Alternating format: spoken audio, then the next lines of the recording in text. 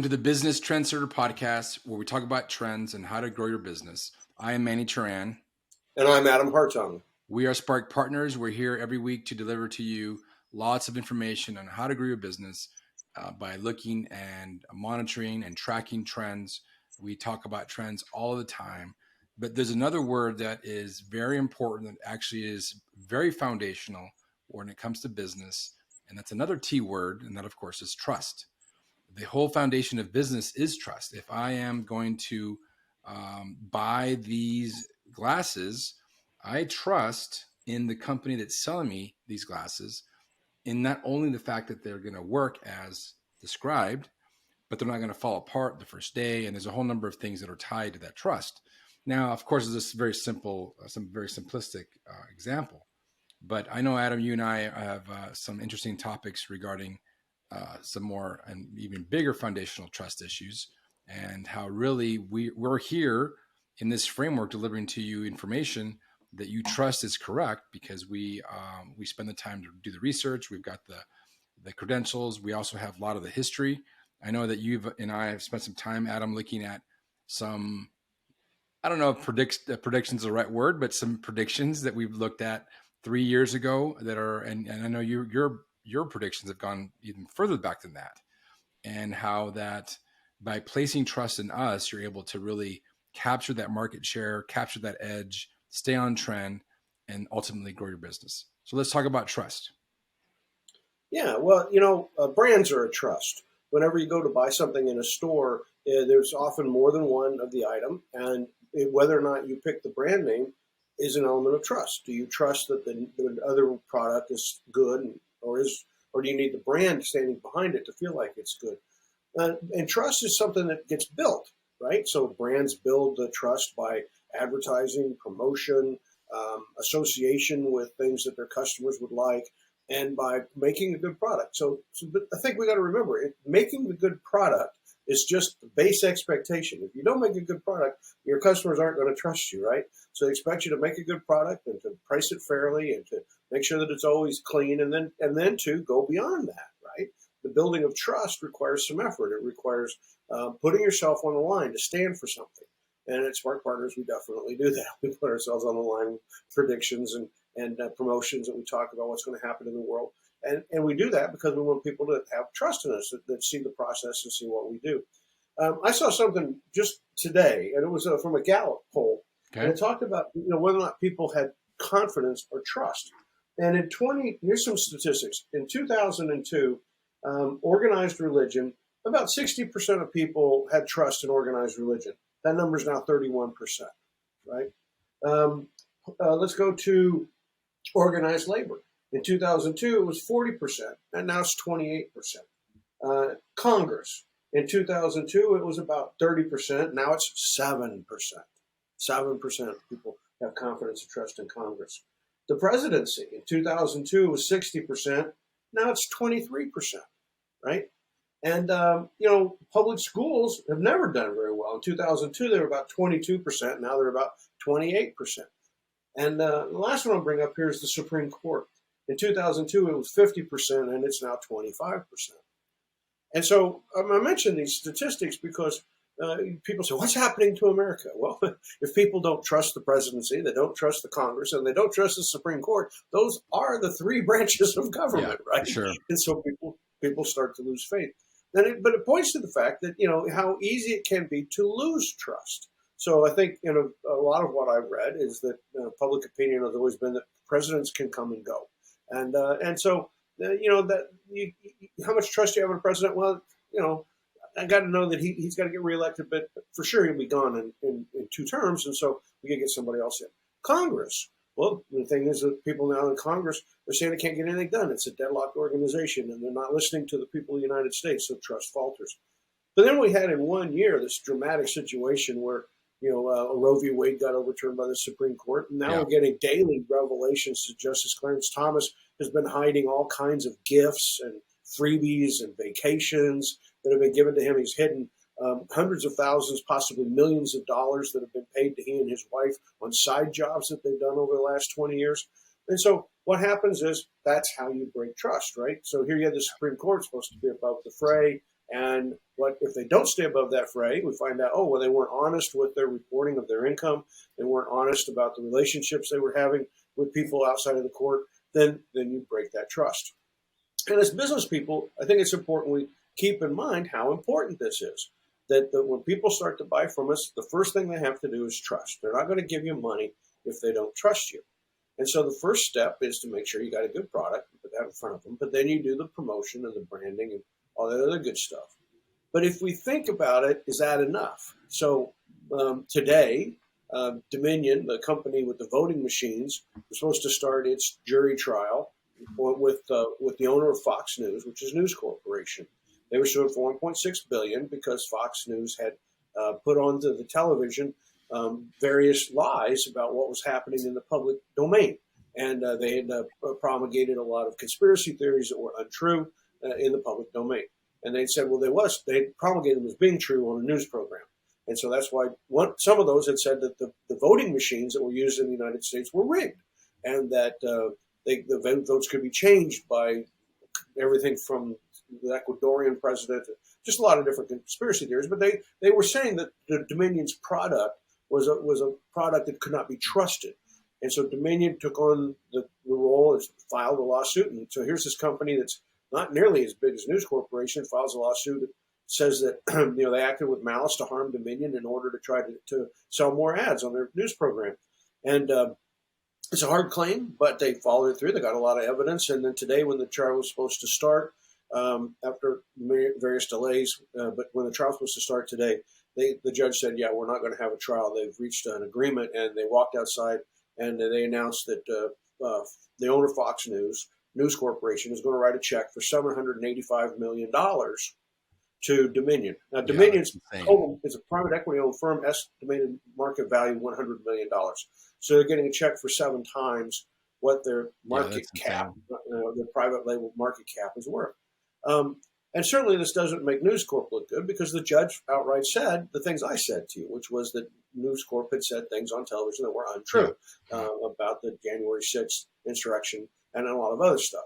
So now then, here's a news company that they're facing a situation where, well, what is their trust? Because when you go to the news, what do you want? You want somebody to tell you what's going, so you can know what tomorrow's going to be like, right? So you can start to get a handle on how you want to direct your life and so and make your decisions. And now News Corp's definitely, not everybody's going to walk away, but they're definitely going to trust for sure. Yeah. Now, as business people, again, let's take a look at this. That's really damaging to Fox News, because they won't be able to sell as many ads. If they lose viewers, then the people who run ads won't pay as much for ads. And some people will say, well, I'd rather advertise on a more trustworthy location than Fox News. Yeah. And there are a lot of places you can place ads, so there's no requirement that you go there. So that loss of trust will lead to a loss of revenue. We need to think about this a lot of times as we're in business, because think about it, though, that's just the bare minimum. That's just the bare minimum. I mean, Fox is now News Corp's in a terrible situation because they didn't do just the bare minimum, which was tell the truth on the news program, right? What we really want from people is to go that extra step. And so if you think about why, for example, are Apple users so loyal? Right. Now, I happen to be an Apple user. I use a Mac. I have an Apple Watch. I have an iPhone. I have an iPad. I have all this Mac, Apple-oriented products. Yep, as do I. So you're a fan. And so people have said to me, you're a fanboy. And when I go give presentations, a lot of times the people in the audience taking notes on their devices don't have Apple products. And they'll say, well, you're a fanboy. And what I say to them is, the reason that I use Apple products is because I'm busy following a lot of trends. And I don't really have the time to invest in being an IT guy.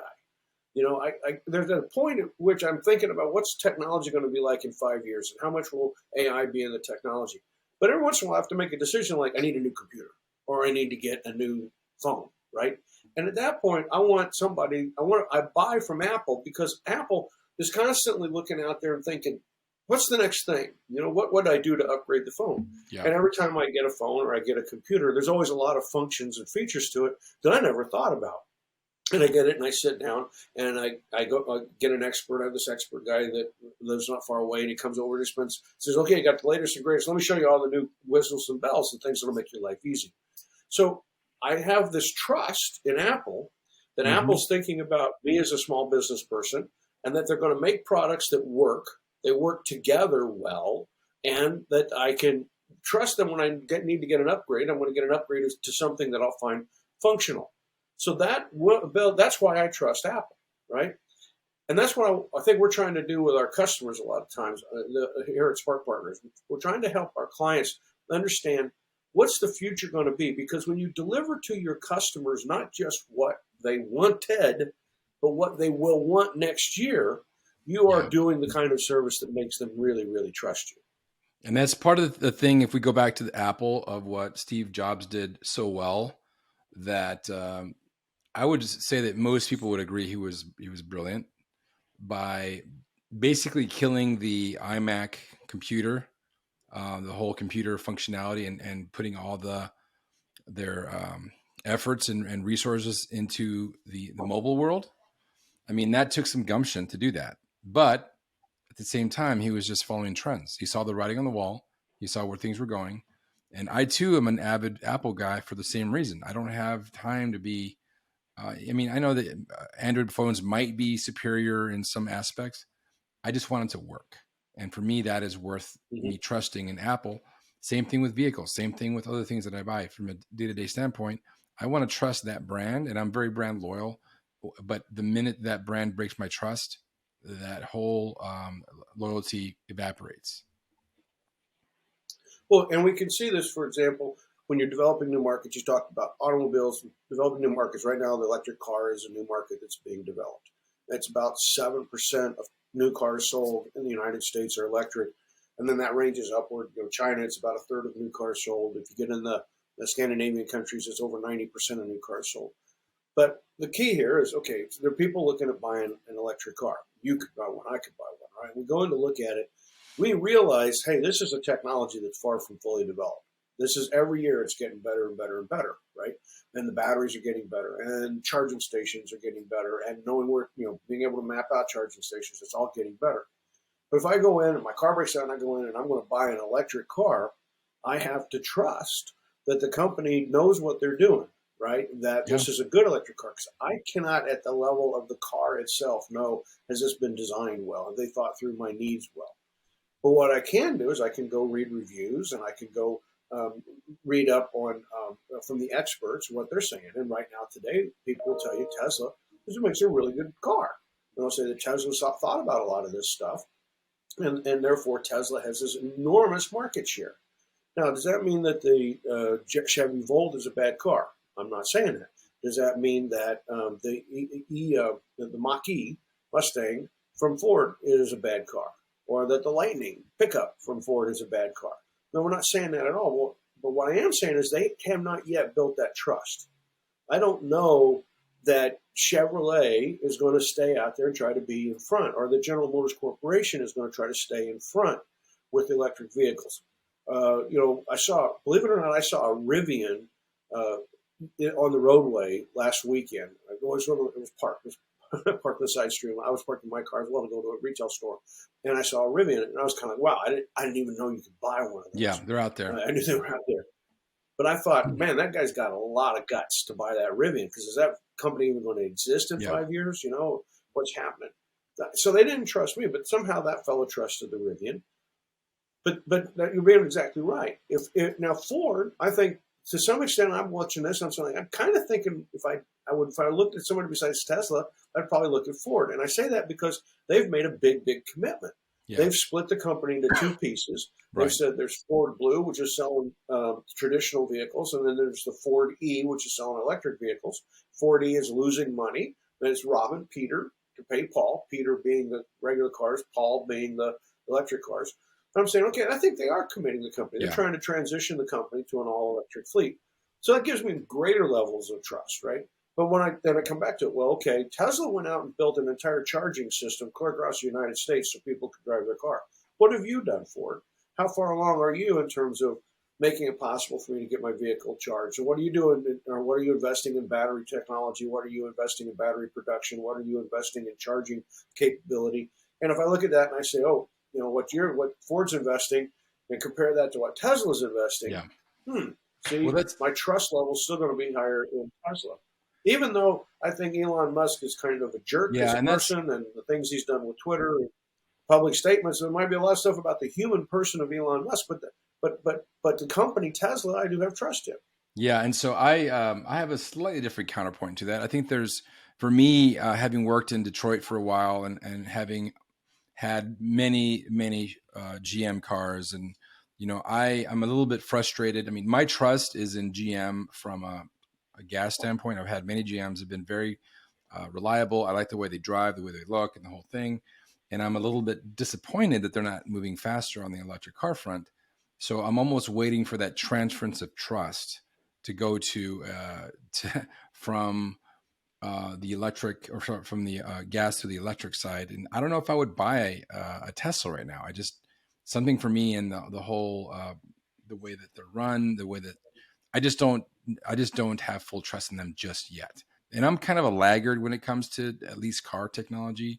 I kind of adopted pretty late, only because again, same reason I don't want to have to mess around with not having a vehicle that doesn't work and all of that. So I'm kind of waiting, and maybe I'm not the good example of this, but I'm just waiting until GM or even Ford steps up to the plate and really puts their full weight of their resources into the electric side.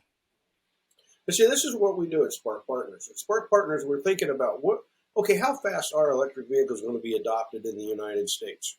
Is it going to be something that there'll be 20% of cars? Let's move out to 2030 in 7 years. Will the new car purchases be electric at 10%, 20%, 30%, 40%? Where will we be? And our job is to sit back and take these factors into account and look at how the trend is developing and say, okay, as that trend is developing, what do we think is going to happen? My point of view is that most people in America, Manny, are where I think you continue to be, which is you probably wouldn't buy an electric vehicle at this time. If your car got smashed up in an accident by some idiot and you had to get a new vehicle, I'm not sure you'd buy an electric vehicle, right? Because you're not sure that the technology and everything's in place to go electric. I have to say I'm a bit on the fence. I haven't had to make that decision, and so I don't plan on buying a new vehicle anytime soon. And I think I would buy electric. But, when it says down and really gets to it, where would I put my money? And so that's the kind of thing we have to do with evaluating trends, is take a look at how are people behaving and how are those behaviors evolving. If all we did was say, hey, look, this is the speed at which battery technology is improving, or this is the speed at which charging stations are being deployed, that would be insufficient to be a good trendcaster. Because at the end of the day, it's not just the product. It's the behaviors that are associated with those products and the advertising. It has hurt the electric vehicle movement that Elon Musk bought Twitter and that Elon Musk has personally gone out and done a lot of silly things that have caused people to not really like him. And if they don't like him, they don't trust him, and they know he's got a big hand on the steering wheel over at Tesla, then people are going to say, can I trust Tesla? So I think we have to think about this as leaders of our organization. Our employees and our customers look at what we do as people, and they say, well, okay, are those behaviors the kinds of things that I can put trust in? And then can I trust in that company to see where it's going? I think our trend casting pattern always gets to the end of the day, what's behavior like? The model that I've been using lately when I talk about electric cars has been the adoption of the mobile phone. Most people thought mobile phone adoption would operate at a rate that turned out to be about 1/10 the speed at which mobile phones got adopted. And the biggest issue was people thought the quality would be too low.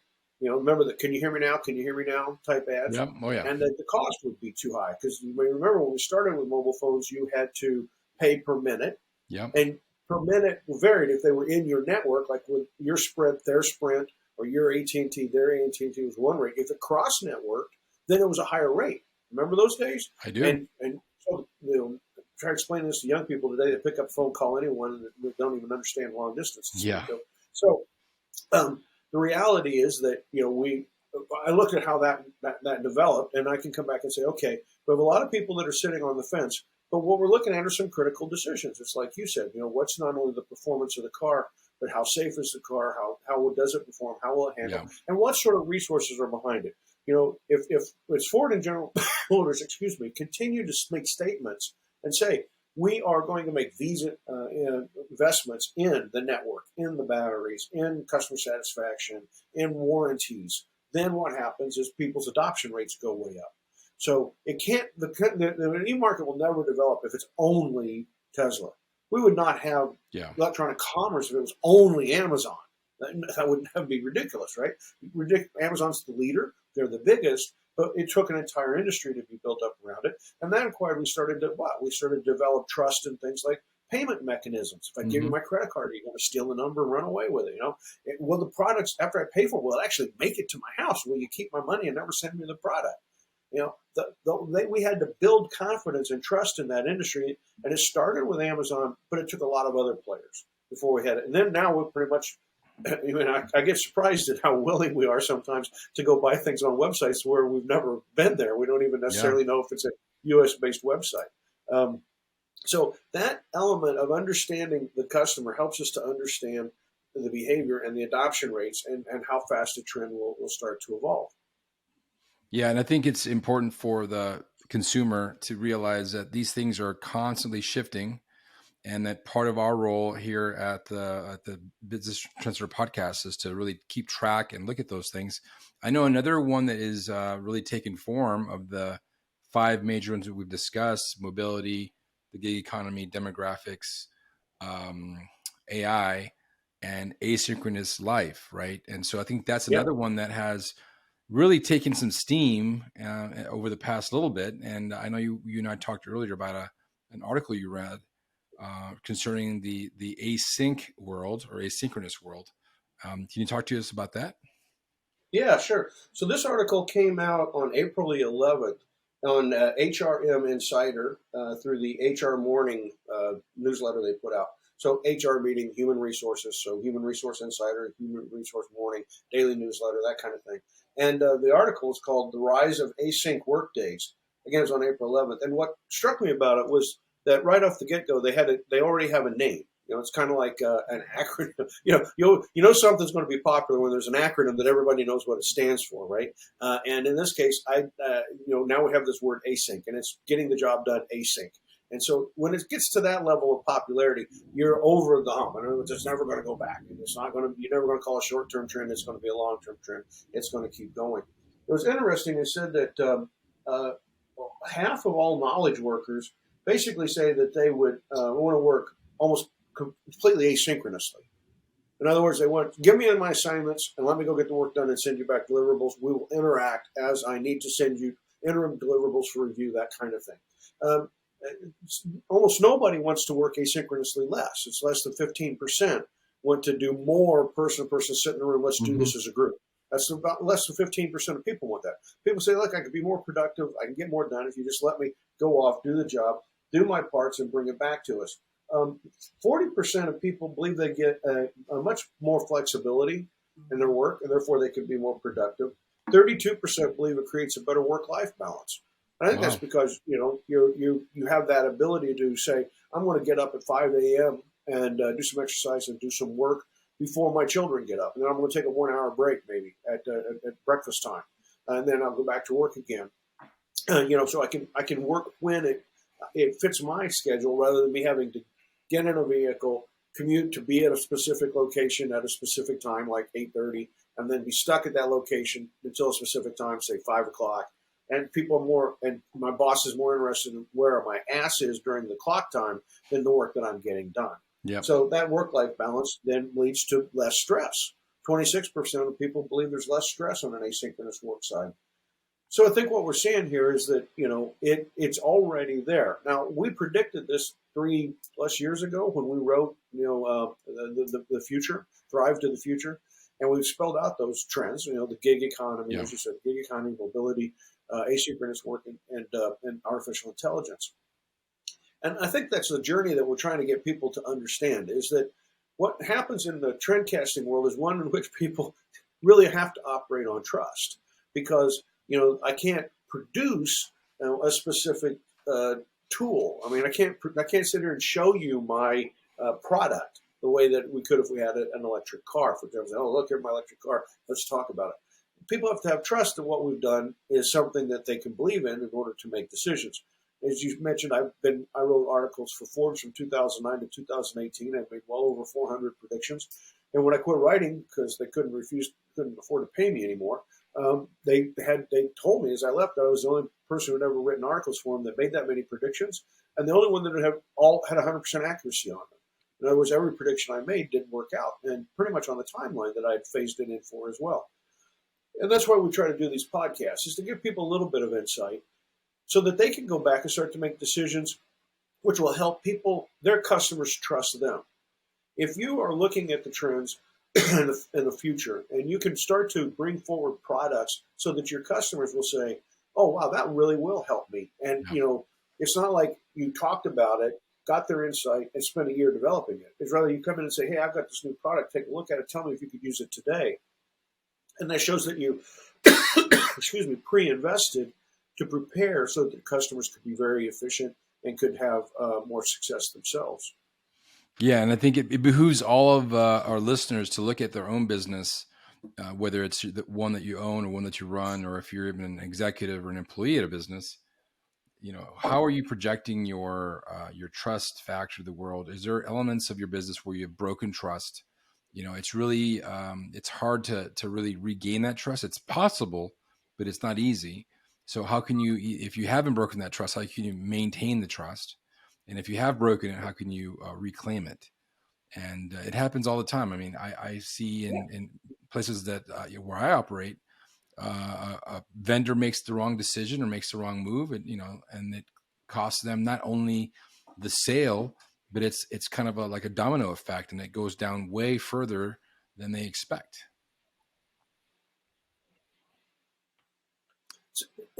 Again, I want to make sure that people kind of catch along. Trust is, people won't buy from you if they don't trust you. So the first thing you have to do is gather that trust, and it starts with the product. So does the product meet its claims? What are your claims? What do you promise the customer if they buy your product, they buy your solution? And then do you deliver? Do you deliver on the promise that you made? But that's just the basics. That's just the bottom. And what strikes me is how often people worry about losing trust that way. It's kind of like, you mean you can't just deliver on your own promises that you make to your customer? That should be something that you never fail at. So operational excellence is not a strategy. It's a requirement in business. Yeah. Can you get the job done? The second thing, then, if you want to be successful, if you want to be get those high valuations like an Apple, like an Amazon, like a Netflix, like some of these companies we talked about, is you start looking ahead and you start saying, well, what's the next big thing and how do I deliver that to my customers? Netflix completely dominated the DVD distribution business, right? They took Blockbuster out of the game. They took the whole brick and mortar out of the game. And then what did they do? At the peak of putting, moving DVDs and VHS tapes around, they invested 100% of their money in streaming.